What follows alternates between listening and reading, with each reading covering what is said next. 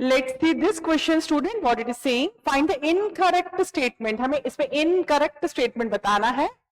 Thermal stability is an important quality of enzyme isolated from thermophilic organism. इसमें ये बात कर रहे हैं thermoacidophiles, आर्की बैक्टीरिया. ये 80 डिग्री से 90 डिग्री सेल्सियस में जिंदा रह सकते हैं, ये वाले बैक्टीरिया, बिकॉज ये एंजाइम जो है इस टेम्परेचर में क्या रहते हैं, एक्टिव रहते हैं. Catalytic activity of an enzyme is lost on the removal of the cofactor. बिल्कुल सही बात है.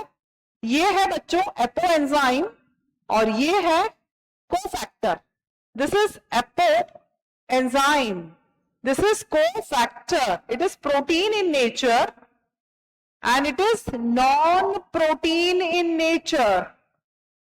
Got it or not? अगर हम इसको फैक्टर को एपो एंजाइम इन दोनों को मिलाकर बोलते हैं बच्चों होलो एंजाइम. अगर मैं को फैक्टर को एपो एंजाइम से अलग कर दूंगी तो एपो एंजाइम की कैटालिटिक एक्टिविटी स्टॉप हो जाएगी. The apo enzyme will lose its catalytic activity, it will not work. For example, अगर मैं कैटालेस या पेरोक्सिडेज एंजाइम से हीम ग्रुप निकाल लूं तो फिर वो फंक्शनल नहीं होगा. Got it or not? It is like this. So it is correct. It is correct. हमें incorrect बताना है.